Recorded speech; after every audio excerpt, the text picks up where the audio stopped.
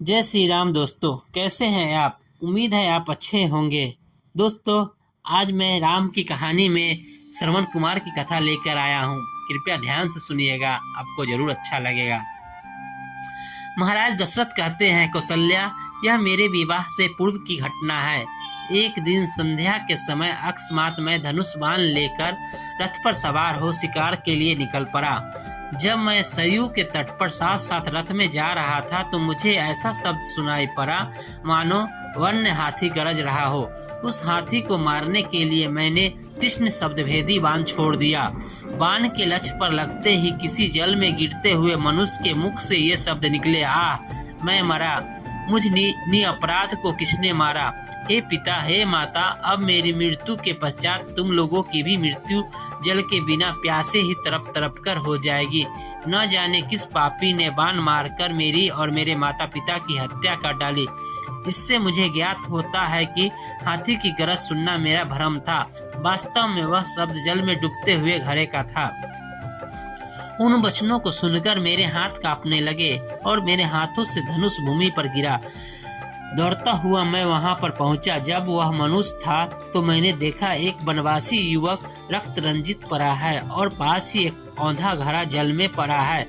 मुझे देखकर क्रुद्ध स्वर में वह बोला, राजन, मेरा क्या अपराध था जिसके लिए आपने मेरा वध करके मुझे दंड दिया है? क्या यही मेरा अपराध है कि मैं अपने प्यासे वृद्ध माता पिता के लिए जल लेने आया था? यदि आपके हृदय में किंचित मात्र भी दया है तो मेरे प्यासे माता पिता को जल पिला दो, जो निकट ही मेरी प्रतीक्षा कर रहे हैं। किंतु पहले इस बाण को मेरे कलेजे से निकालो, जिसकी पीड़ा से मैं तड़प रहा हूँ। यद्यपि मैं वनवासी हूँ किंतु फिर भी ब्राह्मण नहीं हूँ। मेरे पिता वैश्य और मेरी माता शूद्र है, इसलिए मेरी मृत्यु से तुम्हें ब्रह्म हत्या का पाप नहीं लगेगा। मेरे द्वारा उसके हृदय से बाण खींचते ही उसने प्राण त्याग दिए। अपने इस कृत्य से मेरा हृदय पश्चाताप से भर उठा।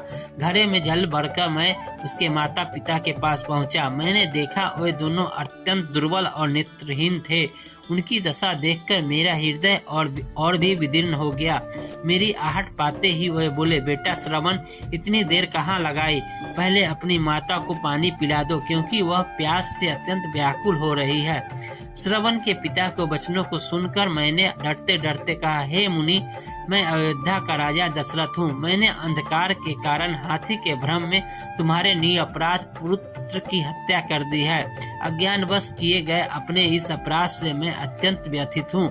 मुझे दंड दीजिए।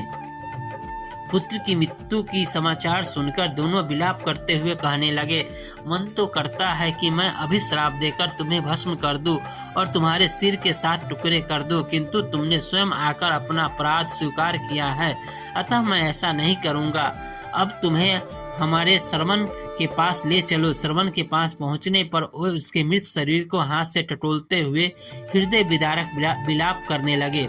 अपने पुत्र को उन्हें जलांजलि दिया और उसके पश्चात वे मुझसे बोले, हे राजन, जिस प्रकार पुत्र वियोग में हमारी मृत्यु हो रही है, उसी प्रकार तुम्हारी मृत्यु भी पुत्र वियोग में घोर कष्ट उठाकर होगी। श्राप देने के पश्चात उन्होंने अपने पुत्र की चिता बनाई और पुत्र के साथ वे दोनों स्वयं भी चिता में बैठकर जल कर भस्म हो गए। कौशल्या, मेरे उस पाप कर्म का दंड आज मुझे प्राप्त हो रहा है। यह थी श्रवण कुमार की कथा जो आपको मैंने सुनाया। आपको कैसी लगी कमेंट बॉक्स में जरूर बताइएगा। जय श्री राम। धन्यवाद।